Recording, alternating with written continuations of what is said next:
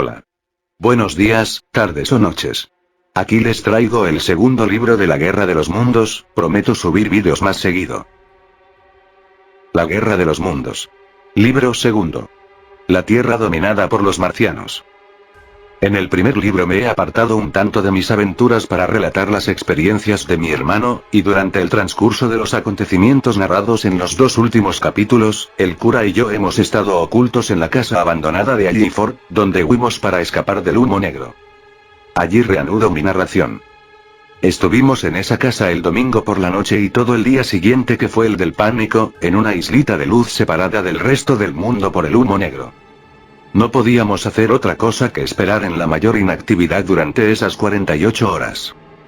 Yo estaba terriblemente ansioso por mi esposa. Me la figuré en Leateread, aterrorizada, en peligro, llorándome ya por muerto. Me paseé por las habitaciones y lancé exclamaciones al pensar en cómo me hallaba apartado de ella y en todo lo que podría ocurrir durante nuestra separación. Sabía que mi primo era hombre capaz de hacer frente a cualquier emergencia. Pero no era la clase de individuo que se diera cuenta del peligro con prontitud y que obrara sin pérdida de tiempo. Lo que se necesitaba en esos momentos no era bravura, sino circunspección. Me consolaba, no obstante, la creencia de que los marcianos iban hacia Londres, alejándose de ella. Esos vagos temores me tornaron demasiado sensitivo. Pronto me sentí irritado ante las constantes exclamaciones del cura. Me harté de ver su egoísta desesperación. Después de reñirle inútilmente me aparté de él, quedándome en un cuarto en que había globos, juegos y cuadernos, y, me siguió hasta allí, me fui al desván y me encerré, a fin me siguió hasta allí, me fui al altillo y me encerré, a fin de estar a solas con mis preocupaciones. Todo ese día y la mañana del siguiente estuvimos completamente cercados por el humo negro. El domingo por la noche vimos señales de que había gente en la casa vecina. Una cara en una ventana y algunas luces que se movían, así como también el ruido de una puerta al cerrarse. Mas no sé quiénes eran ni qué fue de ellos. Al día siguiente no los vimos más. El humo negro se deslizó lentamente hacia el río durante toda la mañana del lunes, acercándose cada vez más a nosotros y pasando, al fin, por el camino próximo a la casa que nos servía de escondite. Alrededor del mediodía se presentó un marciano para dispersar el humo con un chorro de vapor, que silbó al tocar las paredes, destrozó todas las ventanas y quemó la mano del cura cuando éste huyó de la sala. Cuando nos adelantamos, al fin, por las habitaciones empapadas y volvimos a mirar hacia afuera, el terreno exterior parecía haber sido cubierto por una abundante nieve negra. Al mirar hacia el río nos asombró ver algo rojo que se mezclaba con la negrura de la campiña quemada. Por un tiempo no comprendí en qué sentido afectaba esto nuestra situación, salvo que nos veíamos libres, al fin, del terrible humo negro. Pero después caí en la cuenta de que ya no estábamos prisioneros, de que podíamos escapar. Tan pronto como me di cuenta de esto volví a formular mis planes de acción. Pero el cura se mostró poco razonable y nada dispuesto a seguirme.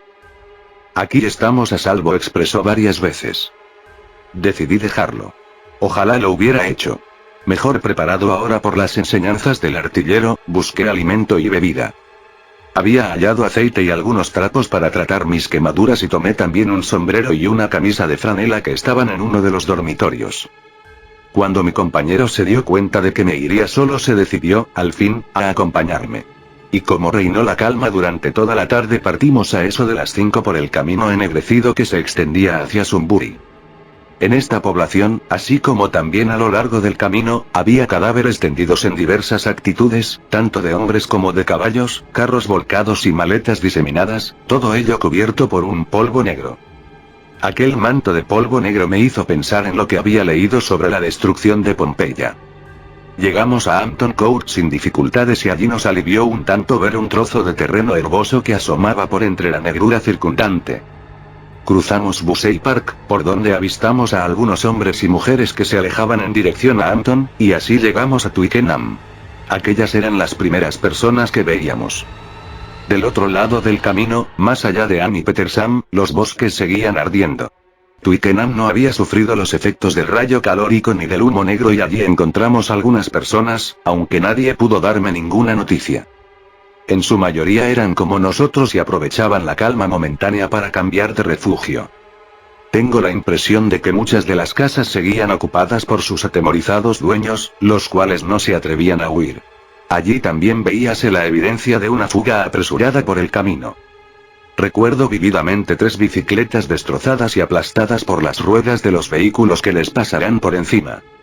Alrededor de las 8:30 cruzamos el puente de Richmond, y al hacerlo noté que flotaba por el río una gran masa roja de varios metros de anchura. No sé lo que era, no tuve tiempo para estudiarla y la consideré como algo más horrible de lo que resultó ser en realidad. También allí, en el lado de Surrey, estaba el polvo negro que fuera humo y muchos cadáveres cerca de la estación.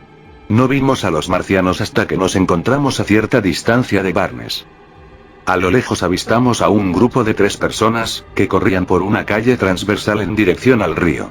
Colina arriba, el pueblo de Richmond estaba ardiendo. En las afueras de la población no había rastros del humo negro. De pronto, cuando nos acercábamos a Kew, llegó corriendo un grupo de gente y sobre los tejados vimos la parte superior de una de las máquinas guerreras de los marcianos, a menos de 100 metros de nosotros. Nos quedamos anonadados ante el peligro, y si el marciano hubiera mirado hacia abajo habríamos perecido de inmediato. Estábamos tan aterrorizados que no nos atrevimos a seguir adelante, sino que nos desviamos para escondernos en el cobertizo de un jardín. Allí se acurrucó el cura, llorando silenciosamente y negándose a moverse. Pero mi idea de llegar a Leateread no me daba descanso. Al oscurecer volví a salir.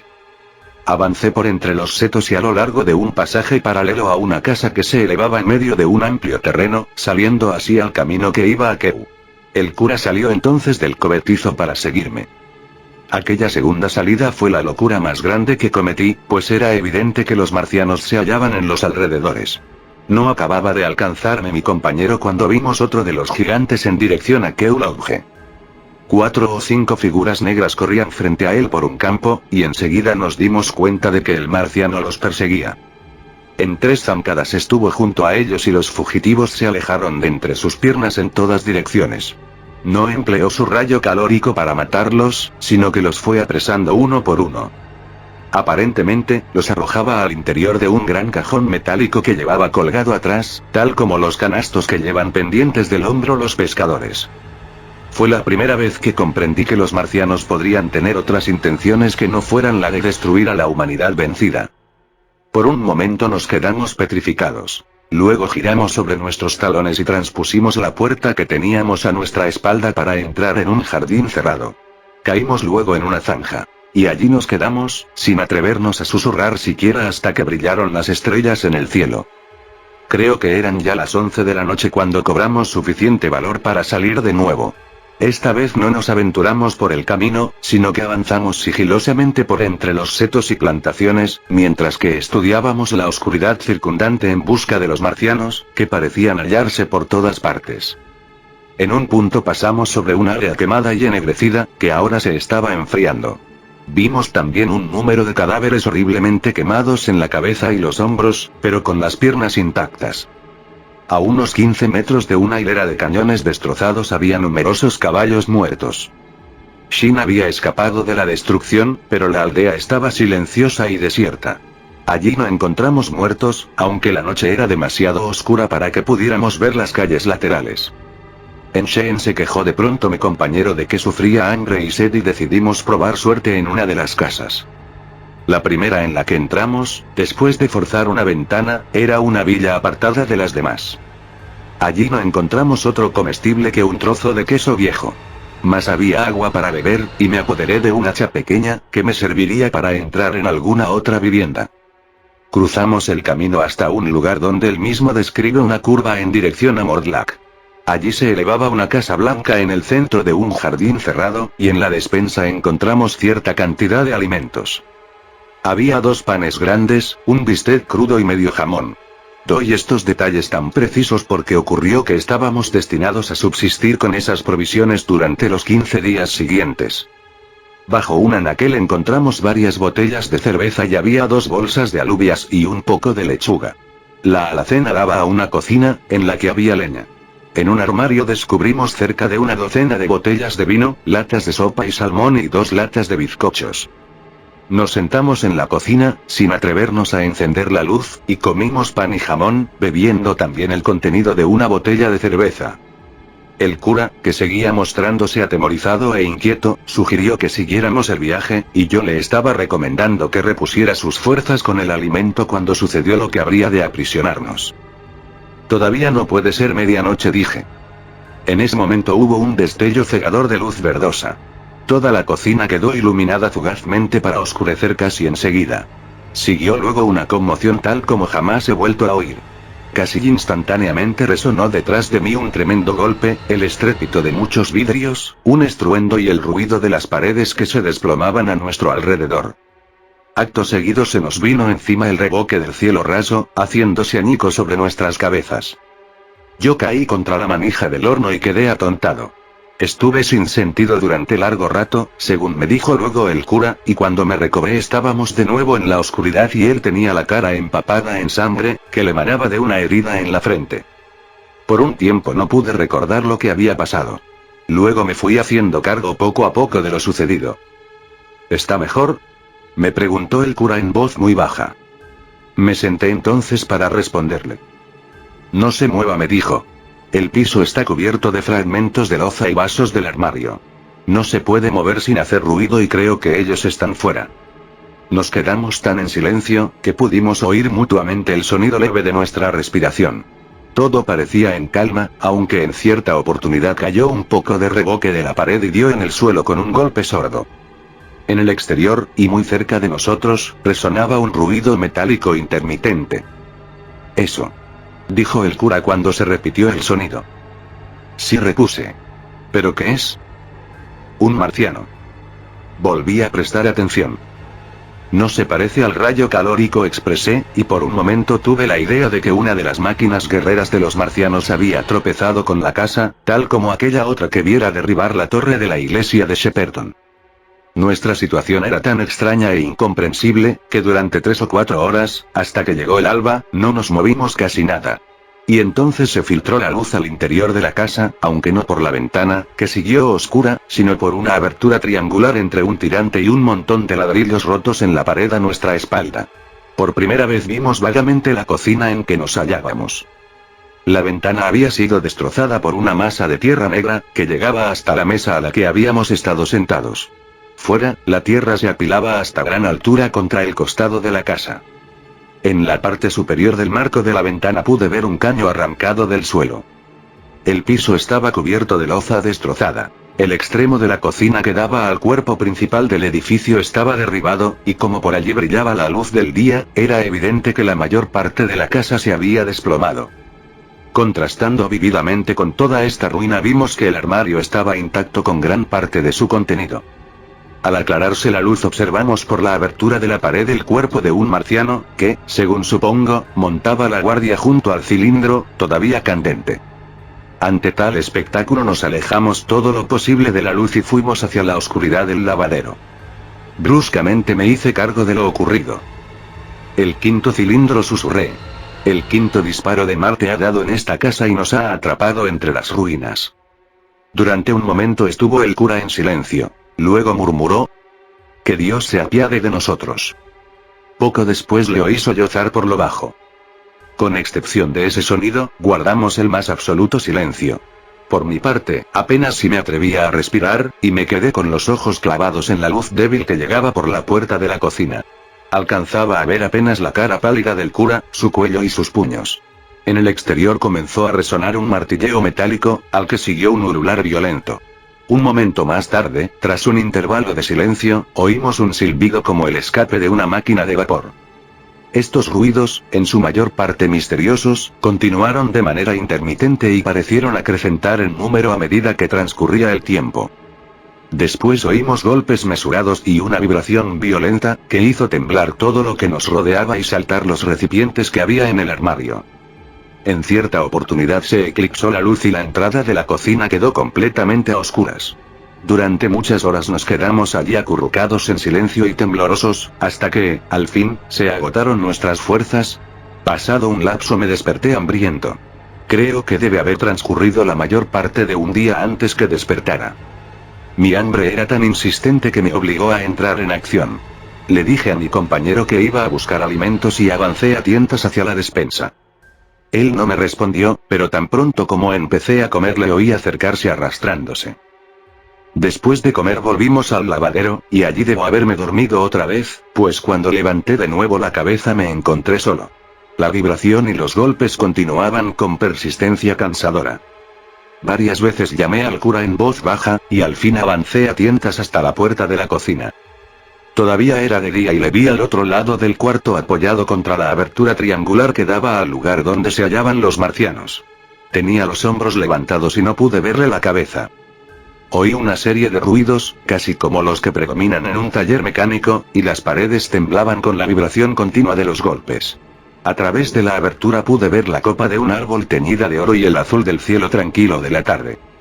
Por un momento me quedé mirando al cura, y al fin avancé con gran cuidado por entre los fragmentos de loza que cubrían el piso. Toqué la pierna de mi compañero y él dio un respingo tan violento, que derribó un trozo de reboque, haciéndolo caer al suelo con fuerte ruido. Le así del brazo temiendo que gritara y durante largo rato nos quedamos completamente inmóviles. Después me volví para ver lo que quedaba de la pared. La caída del reboque había dejado una raja vertical, y levantándome con cuidado sobre el tirante pude mirar por allí hacia lo que el día anterior fuera un tranquilo camino suburbano. Vasto fue el cambio que observé. El quinto cilindro debe haber caído exactamente sobre la casa que visitáramos primero. El edificio había desaparecido, completamente pulverizado y lanzado a los cuatro vientos por el golpe. El cilindro yacía ahora mucho más abajo de los cimientos originales, en un profundo agujero, ya mucho más amplio que el pozo que viera yo en Woking. Toda la tierra de alrededor había saltado ante el tremendo impacto y formaba montones que tapaban las casas adyacentes. Había salpicado igual que el barro al recibir el golpe violento de un martillo. Nuestra casa habíase desplomado hacia atrás. La parte delantera, incluso el piso bajo, estaba completamente destruida. Por casualidad se salvaron la cocina y el lavadero, los cuales estaban ahora sepultados bajo la tierra y las ruinas por todas partes menos por el lado que daba al cilindro. Estábamos, pues, al borde mismo del gran foso circular que los marcianos se ocupaban en abrir. Los golpes que oíamos procedían de atrás, y a cada momento se levantaba una nube de vapor verdoso que nos obstruía la visión. El proyectil habíase abierto ya en el centro del pozo, y sobre el borde más lejano del agujero, entre los restos de los setos, vimos una de las grandes máquinas de guerra, abandonada ahora por su ocupante, y destacándose en toda su altura contra el cielo. Al principio no me fijé mucho en el pozo o en el cilindro, aunque me ha resultado más conveniente describirlos primero. Lo que más me llamó la atención en aquellos momentos fue el extraordinario mecanismo reluciente que realizaba trabajos en la excavación, y también las extrañas criaturas que se arrastraban lenta y penosamente sobre un montón de tierra próximo. El mecanismo me interesó más que nada. Era uno de esos complicados aparatos que después dimos en llamar máquinas de trabajo y cuyo estudio ha dado ya un tremendo impulso a los inventos terrestres. A primera vista parecía ser una especie de araña metálica dotada de 5 patas articuladas y muy ágiles y con un número extraordinario de palancas, barras y tentáculos.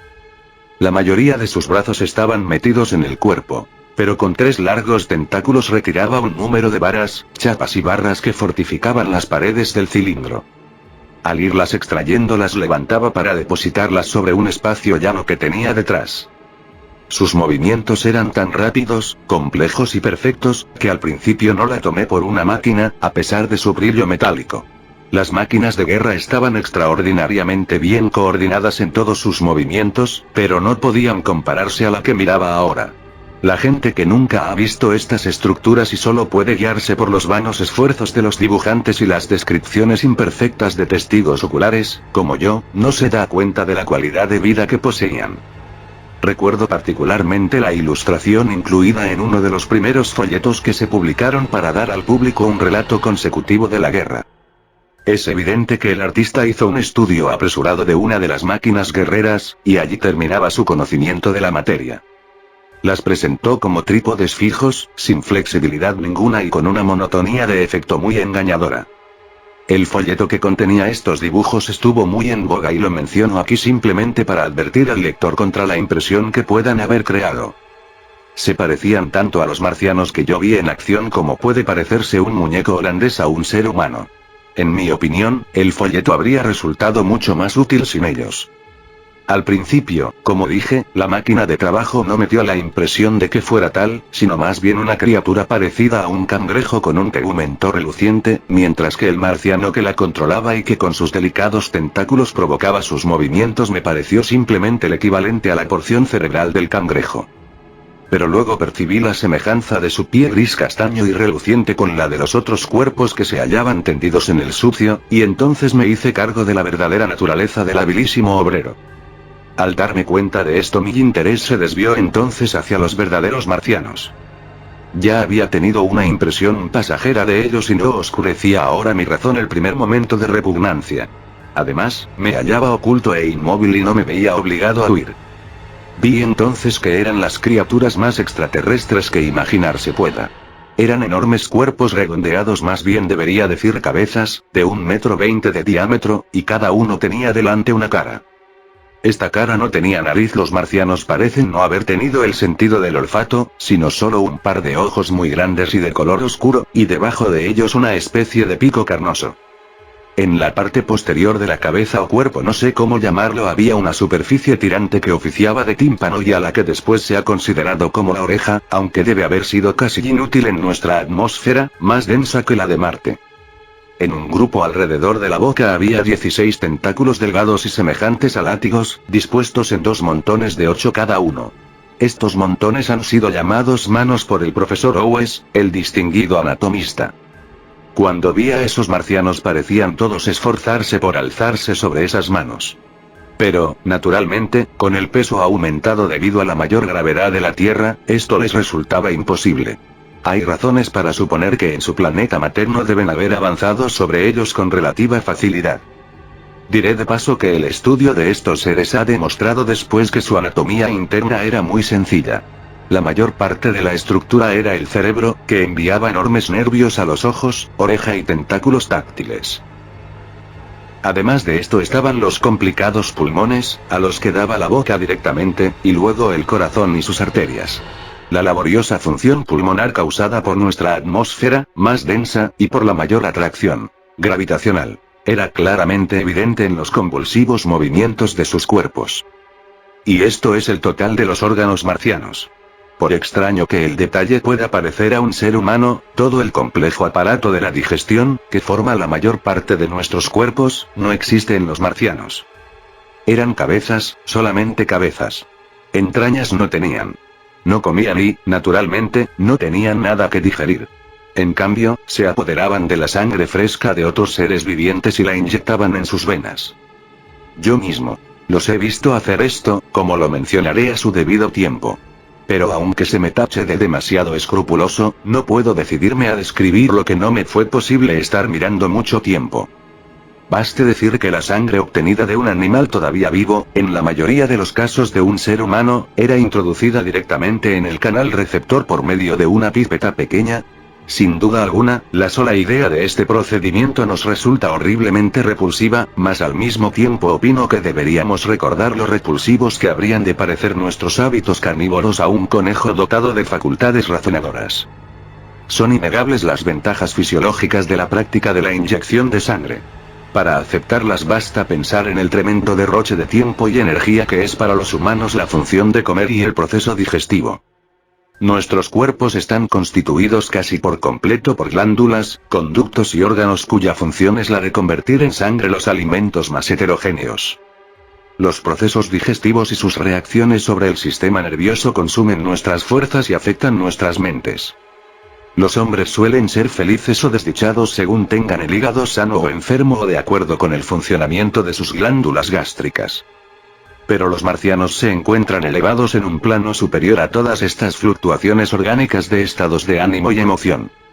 Su innegable preferencia por los hombres para que les sirvieran de alimento se explica, en parte, por los restos de las víctimas que trajeron con ellos desde Marte como provisión. Estas criaturas, según podemos juzgar por los despojos que cayeron en manos humanas, eran bípedos, con frágiles esqueletos silíceos, casi como el de las esponjas silíceas, y débil musculatura, de 1,80 m de estatura, cabeza redonda y grandes ojos. Al parecer, trajeron 2 o 3 en cada cilindro y todos murieron antes que llegaran a tierra. Es mejor que así fuera, pues el esfuerzo de querer pararse en nuestro planeta habría destrozado todos los huesos de sus cuerpos. Y ya que estoy ocupado en esta descripción agregaré algunos detalles, que aunque no fueron evidentes para nosotros en aquel entonces, permitirán al lector que no los conoce formarse una idea más clara de lo que eran estas criaturas tan belicosas. En otros 3 puntos diferían fisiológicamente de nosotros. Estos seres no dormían nunca, como no lo hace el corazón del hombre. Como no tenían un gran sistema muscular que debiera recuperarse de sus fatigas, la extinción periódica que es el sueño era desconocida para ellos. No parecen haber conocido lo que es el cansancio. En nuestra Tierra jamás pudieron moverse sin hacer grandes esfuerzos. Sin embargo, estuvieron en movimiento hasta el último minuto.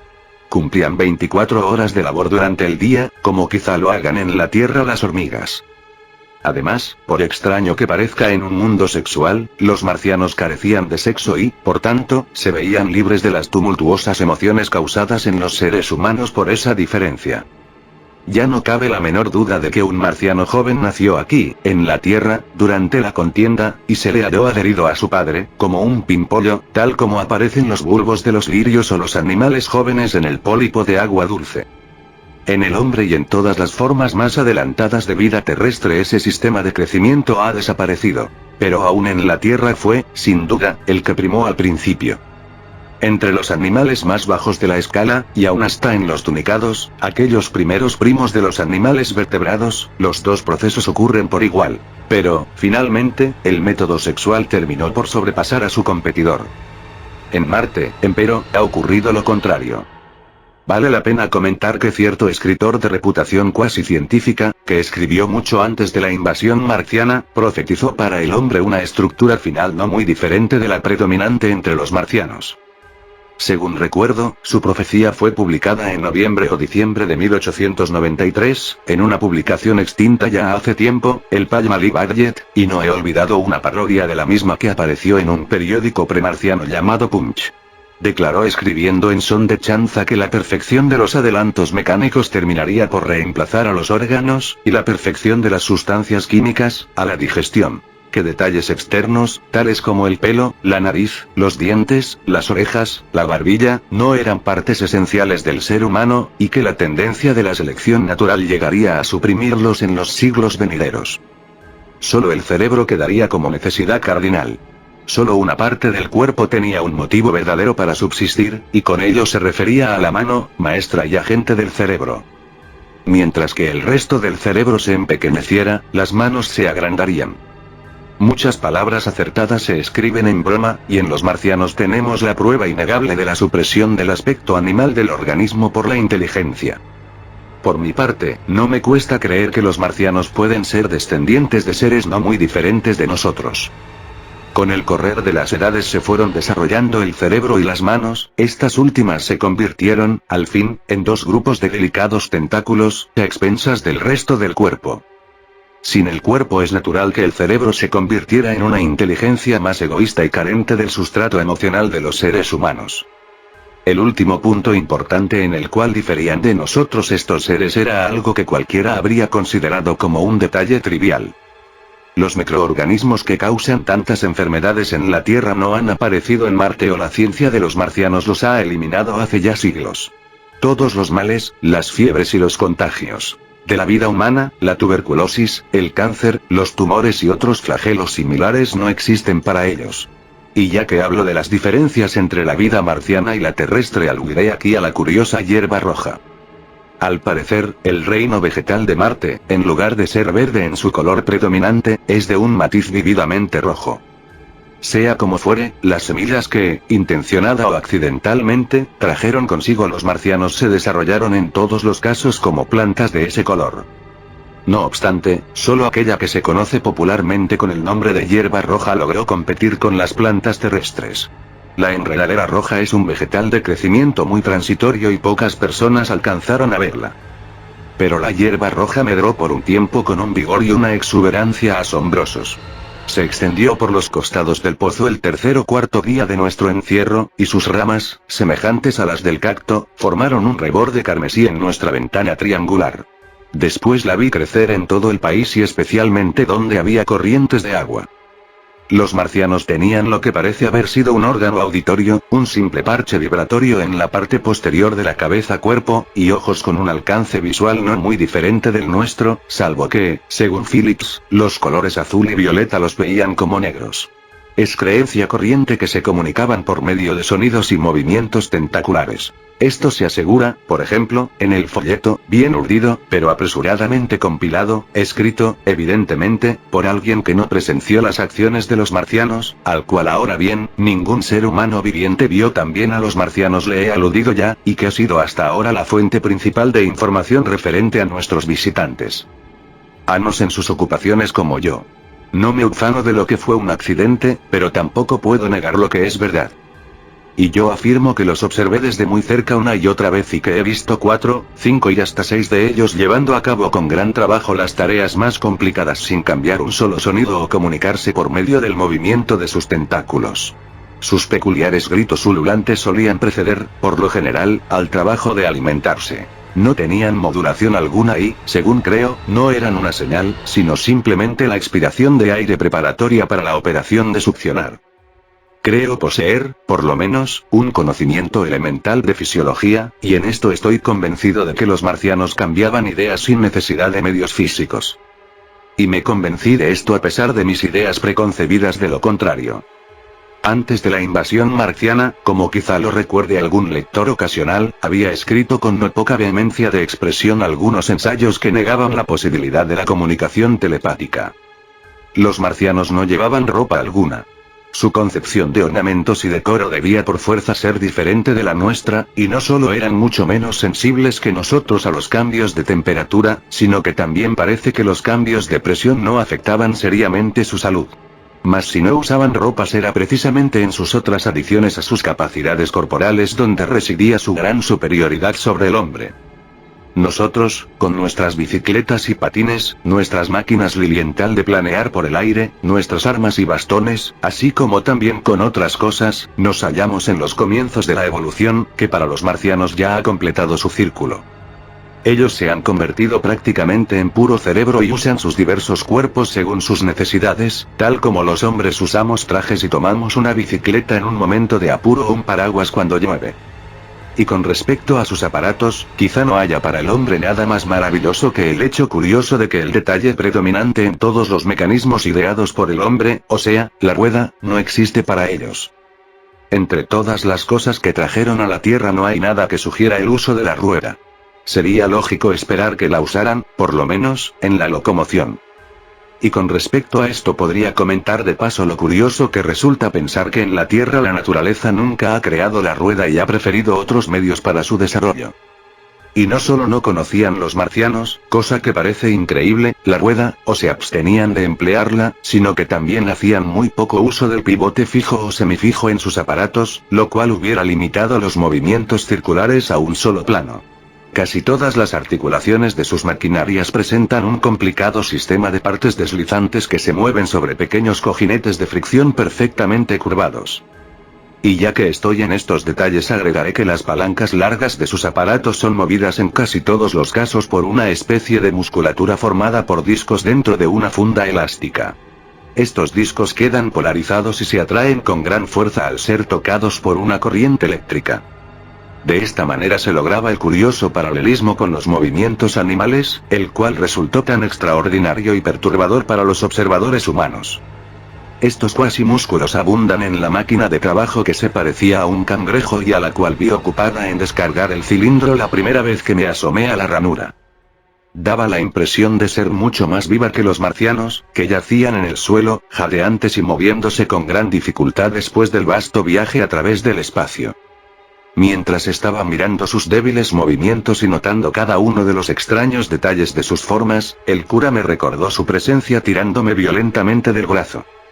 Al volverme vi su rostro desfigurado por una mueca y la silenciosa elocuencia de sus labios. Quería la ranura, la que solo permitía espiar a uno por vez. Así, pues, tuve que dejar de observarlos por un tiempo, mientras él gozaba de tal privilegio. Cuando volví a mirar, la máquina de trabajo ya había unido varias de las piezas del aparato que sacara del cilindro dándole una forma que era igual a la suya.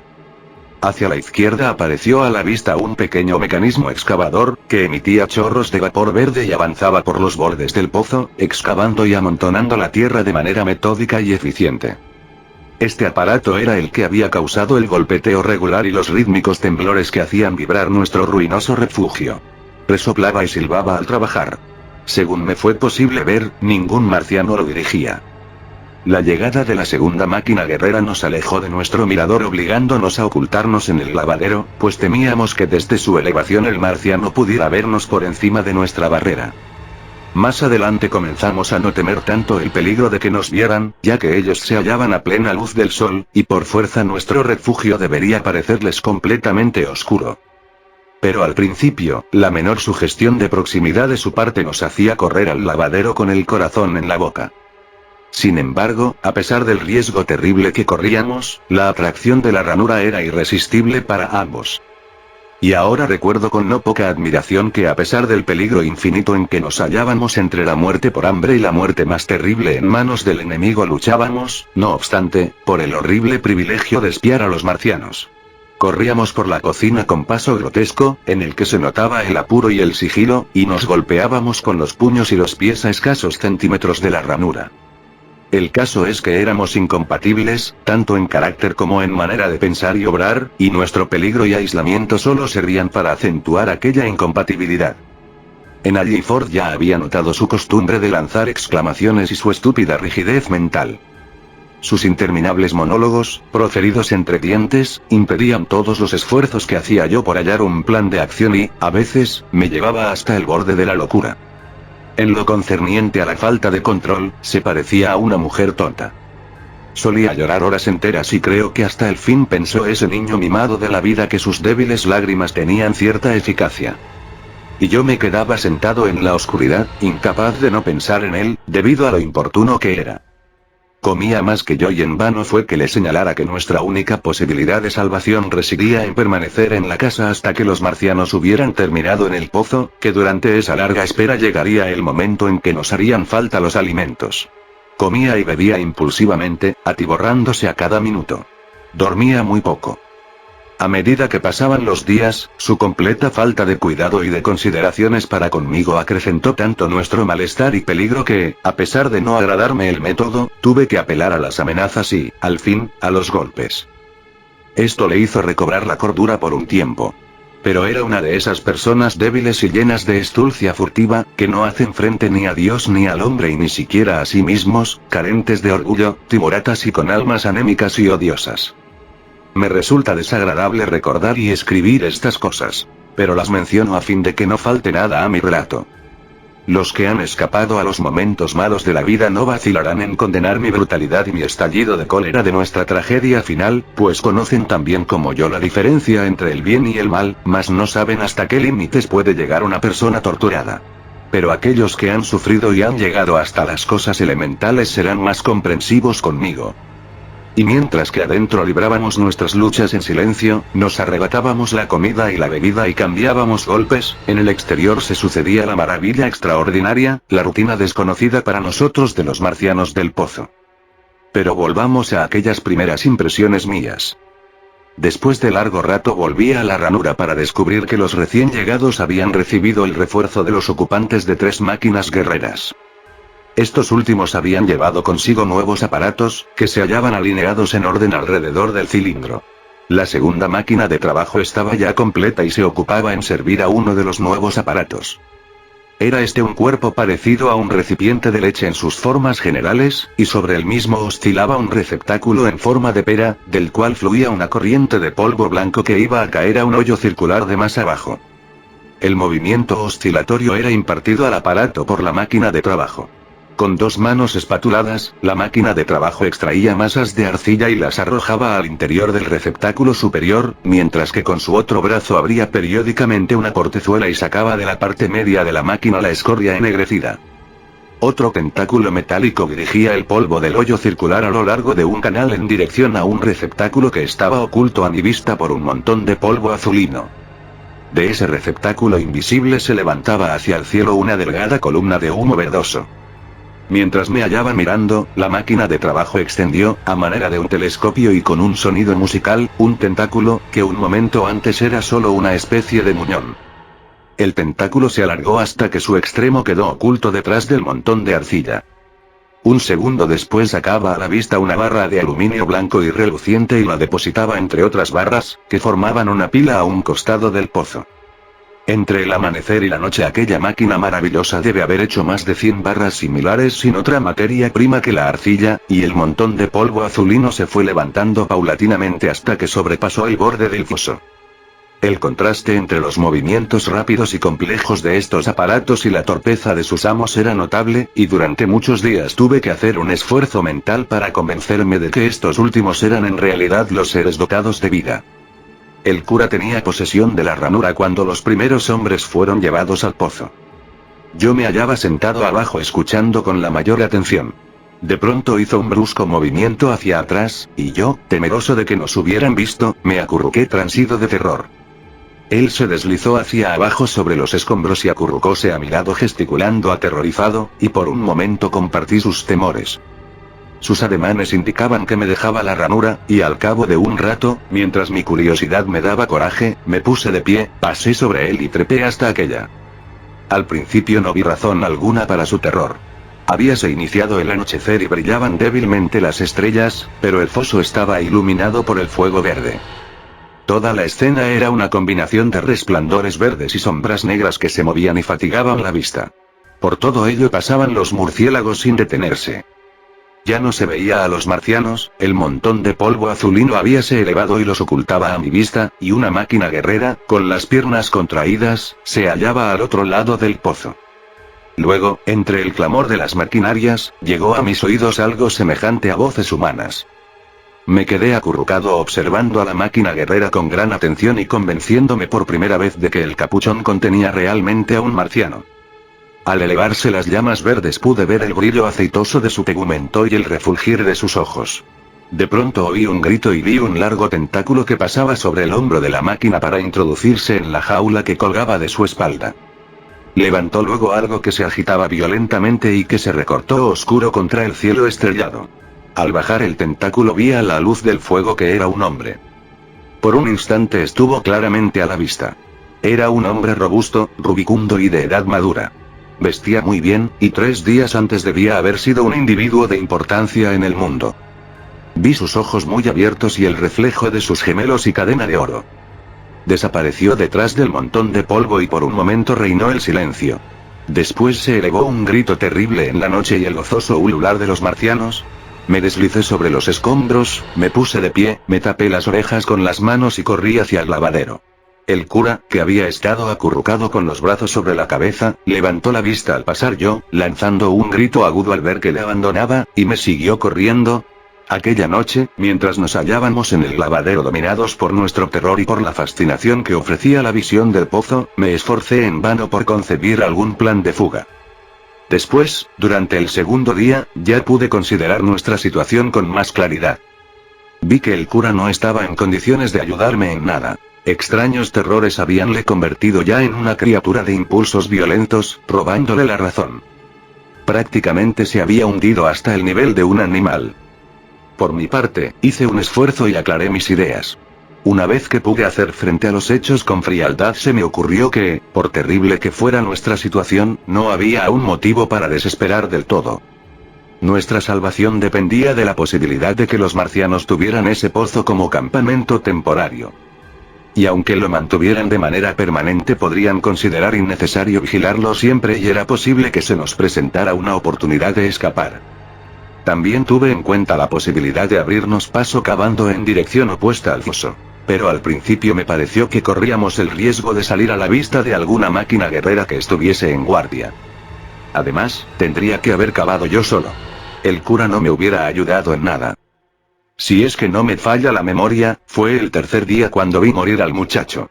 Fue la única vez que observé realmente cómo se alimentaban los marcianos. Después de esta experiencia estuve apartado de la ranura durante casi todo un día.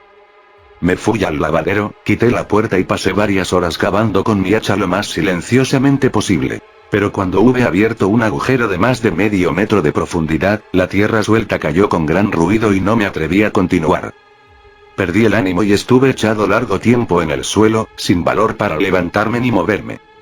Y después de aquello abandoné por completo la idea de abrirme paso cavando.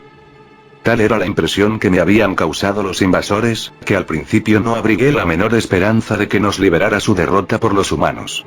Pero la cuarta o quinta noche oí explosiones como los cañonazos. Era muy tarde y la luna brillaba en el cielo. Los marcianos habían sacado la máquina excavadora, y salvo la máquina guerrera, que se hallaba en el lado opuesto del pozo, y una máquina de trabajo, que laboraba en un rincón fuera de mi campo visual, el lugar estaba desierto. Excepción hecha del resplandor pálido de la máquina de trabajo y de los listones de luz lunar, el foso se hallaba en la oscuridad y reinaba allí el silencio, que interrumpía solo el tintineo musical de la máquina de trabajo. Oí aullar a un perro y ese sonido familiar me hizo aguzar el oído. Llegó entonces hasta mí el detonar de potentes estampidos. 6 detonaciones llegué a contar, y después de un largo intervalo resonaron otras 6. Eso fue todo.